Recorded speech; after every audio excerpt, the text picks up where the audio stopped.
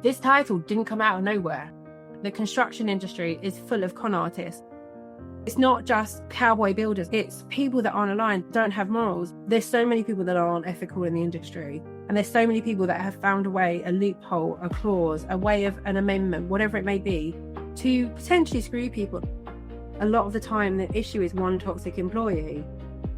When someone's toxic and not beneficial for your business, you need to deal with them, protect your business and protect the rest of the employees.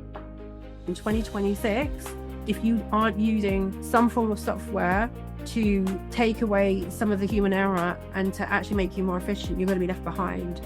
But this is the way it is. No, not having that. It's not. Welcome to Taking the Con Out of Construction, the straight talking show that's changing the industry, one episode at a time. Small mistakes can cost big money and even more in time. But a small investment in listening to this episode could help you avoid disputes, delays, and costly pitfalls, while giving you the know-how to stop problems before they start. Let's turn complexity into clarity and take the con out of construction. Welcome back to Taking the Con Out of Construction. This episode takes a firm stance on a conversation the industry often dances around. Construction isn't broken because of a lack of people, ideas, or effort. It's struggling because poor practice has become acceptable and chaos has been normalised. Michelle, can you explain why raising standards is the real lever for change and how meaningful improvement actually happens through behaviour, not commentary? Yeah, I've mentioned before that I believe the construction industry is at least a decade, if not more, behind the rest of the world. And I think this is a prime issue. You've got other industries that are ahead that are using technology, software, legislation. And the construction industry is based on decent human beings back in the day with a firm handshake and morals who stood by their word. And that was fine for a long time. But then you had people that brought contracts into things and brought lawyers into things and used the upper hand of not necessarily standing by their word. And then you had miscommunications and you had misalignment of understandings. And the more complicated that the buildings were getting and the more technology was being used, more modern methods, the industry started to move in a different way and not everybody understood and there wasn't clarity. And then it was more about separation. Every generation that comes in learns something different. You see this on site quite a lot and you see the older guys and the younger guys and there's new technologies coming in and the older guys have a level of experience and should be respected and the younger guys don't necessarily do that. And there's a lot of times on site that I've merged a younger guy with an older guy and they are men generally. It doesn't have to be men, but generally they are. If they're older in their late 40s or 50s and they're struggling to read their drawings off their phone and they're not particularly technical, I would say, right, here is your little technical wizard.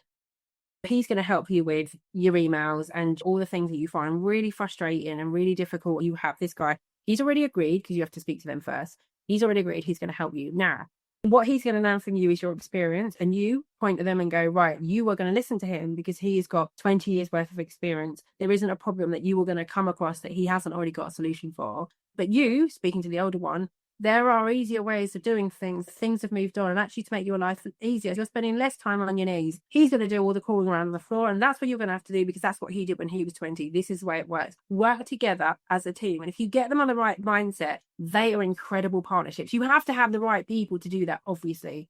But that hasn't happened enough in the industry, in my opinion. So you've got people coming in with fresh ideas, new ideas, and there are so many entrepreneurs in the construction industry, whether that be developing products or businessmen. The amount of plumbers, electricians that were entrepreneurs and then have built a whole entire multi-million-pound business from it because they had an entrepreneur spirit and they have this education and they run with it. You've got so many different people, but what you don't necessarily have is people holding things together. And then you get a whole load of other people there, academics that will stand there and go, well, like, the advantage here is I can screw you from doing this, hence the taking the con out of construction. This title didn't come out of nowhere. Like, the construction industry is full of con artists, but it's not just cowboy builders. A lot of people think it's cowboy builders. It's not. It's people that aren't aligned, don't have morals. I'm with the CIOB. I've only been chartered for a year, but I've been practicing ethically for my entire career because that's just the way that I am. And yes, I've got the rubber stamp now, but I've always been that way. And it's the same with the RCS and the CIOB. They're really hot on ethics. And it's about being a member of either of those groups as you were supposed to be ethical. That's the key thing. There's so many people that aren't ethical in the industry. And there's so many people that have found a way, a loophole, a clause, a way of an amendment, whatever it may be, to potentially screw people in one way or another. I think the problem with the industry is about accountability. People make mistakes, and rather than owning up to them and dealing with them and being accountable for them, they'll just brush it under the carpet or forget about it, or they'll try to use some of the way of getting on. And the amount of times that I've had subcontractors particularly, and sometimes main contractors, they've come to me because they're in a dispute situation, they're worried about getting paid, and actually the person that's caused the problem is the client.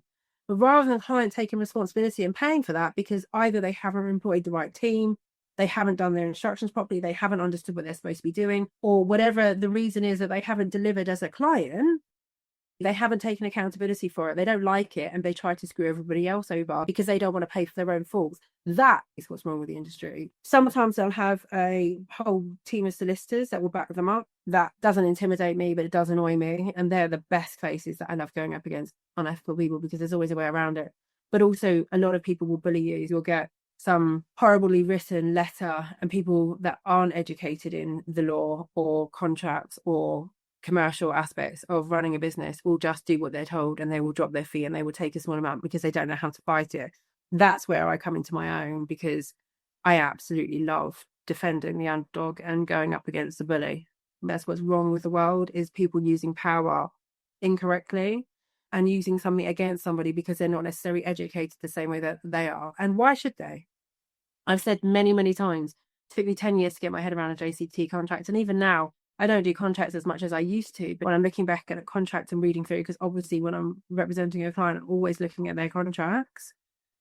And sometimes it takes me a while to get my head around it, because it's not as simple, especially a JCT. NEC and IETs are much simpler. But when you get a group of solicitors amending it left, right and centre because it's in legal language, it can become complicated. So I don't expect a leader of a mechanical and electrical firm or a plastering firm or a dry lining firm or any other firm for that matter to understand a JCT like I do, because I don't understand plastering like they do. I've got a good idea, of course I have, of all of the trades. I've got a good idea, but I don't know specifically, and I don't have that skill. And yeah, I've plastered walls before, not particularly well, but I would never say that I know their profession better, but I've got an overview of it. So I wouldn't expect them to understand mine. I mean, I went to university for 3 or 4 years, and I've been doing this for 25 years. That's why I'm the expert, because I know exactly what I'm doing. I've got that experience. I don't know how long it takes to do one wall from another.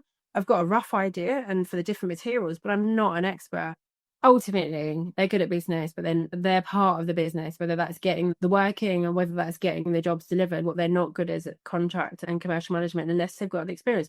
I've had some clients that I only work for when they've got a problem, which is quite a few clients, and I don't have to deal with them any other time, because you have a conversation with them. They know what their markup is. They know what their balance sheet looks like. They know what their profit and loss looks like. They know what gross profit they need. They know what their net profit is. They know the difference between the two. They know what their turnover needs to be to achieve whatever overhead percentage they've got. And if that drops, then they obviously need to make more money because they've got the percentage of overheads is higher, and vice versa. They know what their operating capital is. They know what their payment terms are. They know everything about their business because they're hot on it, but they haven't learned that on site. They learned that sitting in meetings with an accountant, a good accountant that they employed. They learned that by reading their management accounts every month.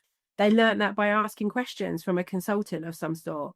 So they learn about contracts. Like my clients, I love it when they turn around and quote me back something that I've quoted them 6 months, a year. I got a proposal from a client yesterday, and it was word for word what I've been telling them to do for 6 months. I love that, because it means people are listening and they're learning. But I also like the fact that that information that they're learning has empowered them, and they're using that in their daily life. They're making their business better. They're making better decisions.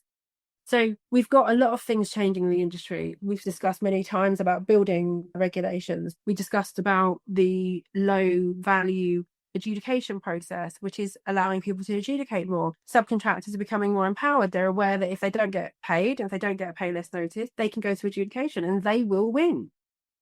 So things are happening, and people are not taking the 90-day payments or the 60-day payments because too many companies are going bust and they're just not accepting it. Insurance companies are aware of things. There's all different insurance policies now for insuring contractors and insuring projects and liquidation clauses and bonds and other bits and pieces. The way the market's moving, the entire industry is changing, and people aren't necessarily catching up. And in 2026, if you aren't using some form of software to take away some of the human error and to actually make you more efficient, you're going to be left behind. I'm working with some companies that are doing some incredible software that are not necessarily replacing human beings, but making human beings' jobs much, much better. I'm now able to offer my services to smaller clients.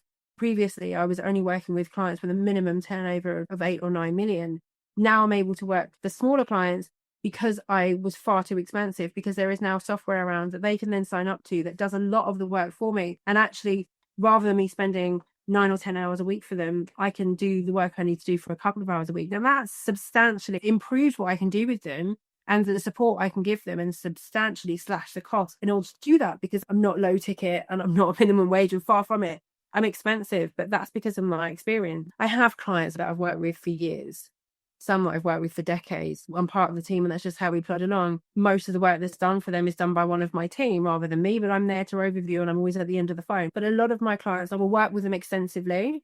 We will be working together for 6 or 12 months. Sometimes it's 18 months, depending on the type of their business, where they're at when I start with them, how much we have to work with, how much trouble I need to get them out of, and then building the foundations of the success as the company grows. And then I'm always in the shadows somewhere for some of them. But majority of the time, I go in and I get people up to speed up to 2024, 2025, 2026 now, getting them into software, getting them using AI to some extent. I use AI all the time. I don't use it for my actual work, but a perfect example of when I use AI, if there's a particular contract that I need to review, or there's a clause in a contract I need to find, upload the contract, find me where the clause is, say about X, Y, Z, and it will tell me exactly which ones it is. Now, they're not always right, but at least rather than in a 250-page document, it's like a glossary. Where are these words mentioned? And I can flick through and I can find what I need to find. That has saved me hours. Commercial software where you send invoices and you train the AI to allocate it properly, with some of the software out there that's AI backed once it's trained properly, and me inputting the information and training that AI how to work with a particular trade or a particular company, so then it can do that work for me. 100%. It's no different to using clever formulas in an Excel. It just does it for you. So these are things that we need to be looking at, making sure that your accountancy software is actually producing information that makes sense. Is it set up for CIS? Is it doing the reports? Is it allowing you to do things properly? When you're sending a variation, do you have systems and processes to make sure you include everything in the variation that you're entitled to? Do you understand the process of submitting a variation? I don't want to go into more detail about that because we've covered this extensively in all of the other podcasts that we've done. And yes, talking about it has taken some time, and we're now got a number of episodes over 2 series that explain all the bits and pieces that I do. And no one's really going to learn what I've learned. It's impossible to put into sort of 45, 55 minutes my expertise on a total subject. But I hope that people have understood. And if you haven't listened to the other podcasts, please flick through. They don't have to be listened in order, but the order was specific and how the project runs and where you need to look at and the focuses of it.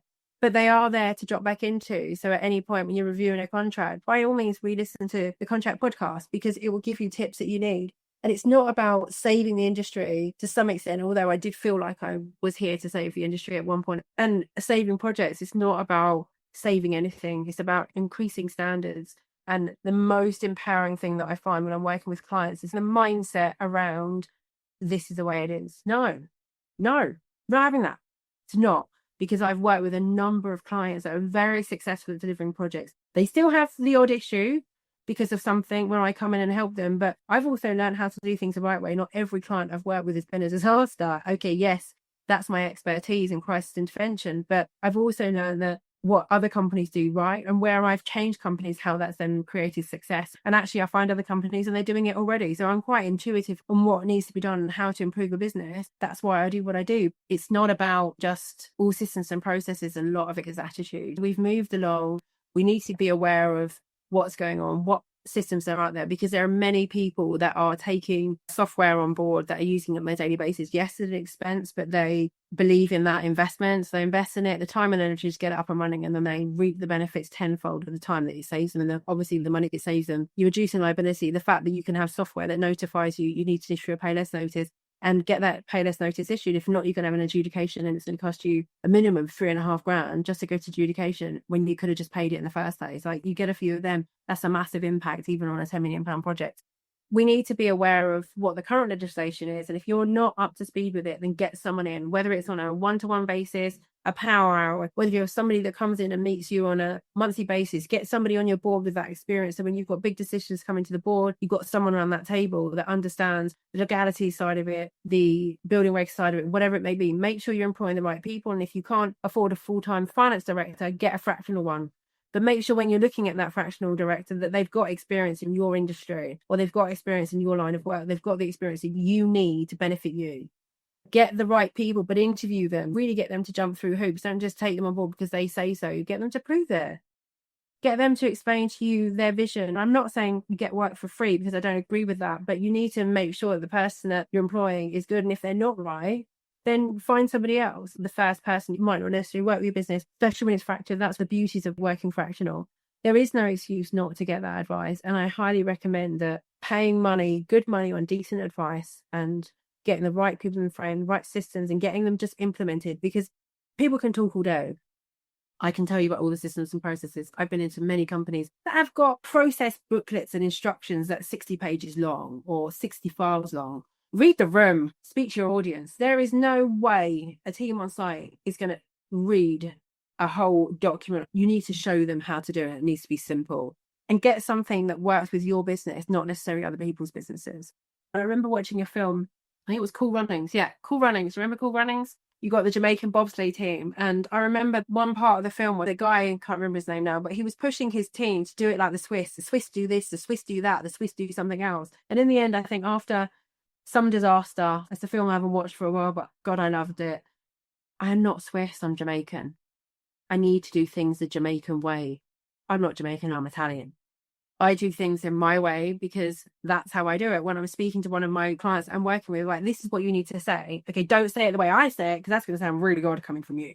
Say it in your way, especially if it's someone that doesn't effing blind or someone that effing blinds more than I do. This is a point you need to make. Make it in your way, in the way that you speak, in the way that you're comfortable in doing it. Do it your way. And yes, there aren't that many different archetypes, but you do have differences, and your team is your biggest asset. And make sure your systems work for the team you've got. Yes, your team could leave, but if you've built your entire company around them as a foundation and they feel motivated and they're looked after and they're supported and things are running well and they can do their job properly and they have the facilities and everything they need to do their job properly, life is comfortable and they feel secure, why would they?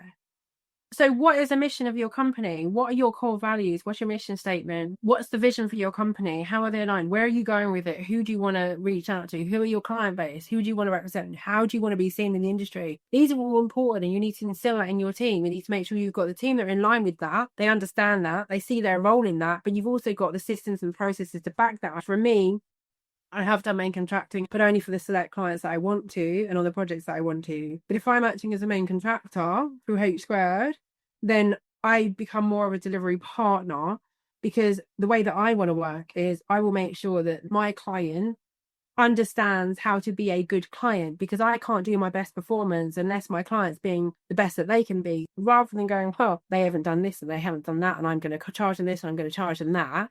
I'm going to say, right, this is what I need you to do. I need this from you at this date. And if you don't do it, there is going to be a consequence. I don't want to have to charge you, but unfortunately, if you don't, this is what's going to happen for X, Y, Z. Oh, okay, fine. No worries. We'll try it. And if they don't, they're like, we're really sorry. I didn't manage to hit this day for whatever reason. Now, would I charge them? Sometimes I would, sometimes I won't. Depends on the circumstances. I try to empower them as best as I can to be the client that I need them to be. Don't get me wrong, I've had issues. I've had to take many clients to court. I've had to fight for my own money. I know it. I get it. I understand it. Sometimes I've had to be shirty with some of my clients and saying, right, well, we've committed to a contract. I wasn't able to deliver it. You've prevented me from delivering what I needed to do because you didn't do X, Y, Z, but you still have to pay me for it because that's what we agreed and that's what's fair and reasonable. I don't like doing it. I really don't. But business is business. I always make an effort of empowering my guys. If they're not giving me what I need, then I raise them and say, you're not giving me what I need. And sometimes they're like, yeah, do you know what? It's on me. It's on me. And that's how I work. Now, that's my mission statement. That's my vision. That's how I want to operate. And I'm not saying everybody has to operate like that. Of course they don't. You have to operate the way that works for you. But I do think that having contracts that are aligned expectations and work for both parties prevents dispute.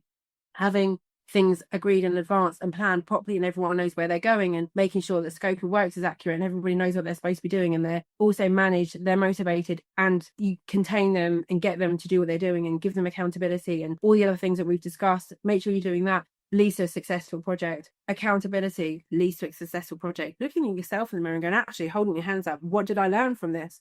One company that I worked with was incredible. They were doing lessons learned on every project delivery or every modular installation. We sat down and had everyone around the table. What did we learn? What do we need to improve? And they were fantastic at improving. That's not going to work in every company. Every company's different. Getting your systems and your processes and your teams and the way that you work in your software to work with that ethos and attracting the people that are aligned with that ethos is important. The construction industry doesn't need one person that's going to come in and save it. We all need to take accountability.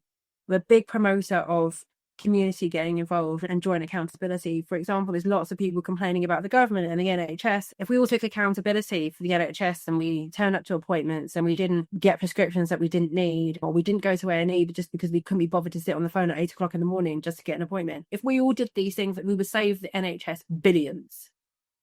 Billions.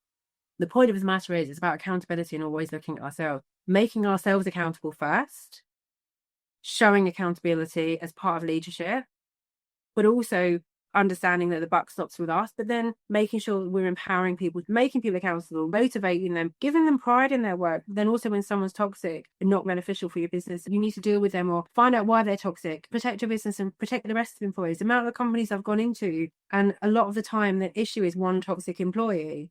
And I never raise the point and I never highlight it. But the work that I do empowering the other people, that toxic person ups and leaves way before I get anywhere near to pushing them. They see what's going on and things change around and it's not comfortable for them and they go. And it happens all the time. For me to shine a mirror to them and say, this is where you're going wrong, it's not comfortable. I know it's not. I've done it for myself for the last 10 years at least, going on the journey that I've been in and where I've gone wrong with certain things and my own internal growth is how can I help other people grow if I haven't grown myself? It can be uncomfortable, it can be painful, but we need to get into 2026. A lot of the construction industry hasn't even got into the 2000s, let alone the 2020s. Some of them are flying. There are some incredible businesses. Looking at some businesses with a client recently that set their company up in 2018, they've been comparing themselves to other companies that set up in 2018 and they're like, shit, I could have been here. This is what they've achieved. That's fine. Let's take this motivation. Let's not dwell on that. Let's go, well, actually, it's possible. It is possible. What have you got that they haven't got? There's no point in sitting there and looking at what they've done and feeling bad about it. Let's say, do you know what? This is what they've done. We're going to do this. Let's use that as our motivation because it is possible.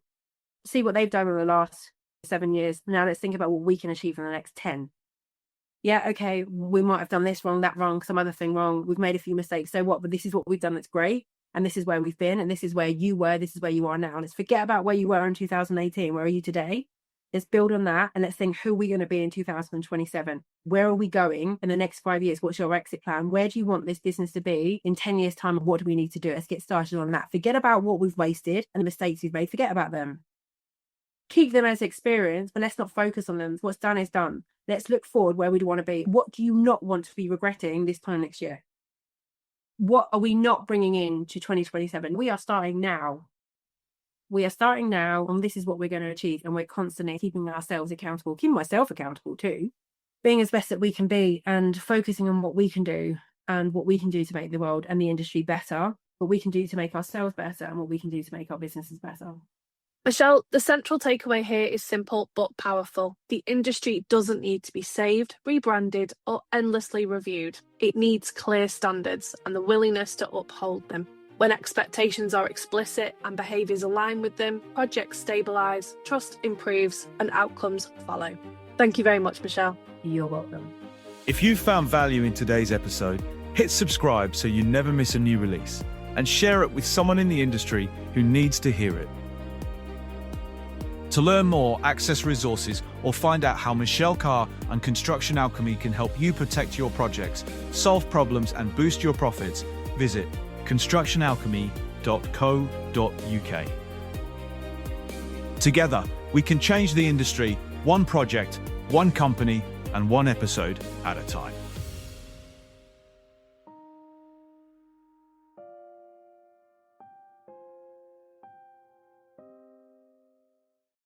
The views and opinions expressed in this podcast are based on the personal experiences of Michelle Carr and her guests. They are for general information only and should not be relied upon as professional or legal advice.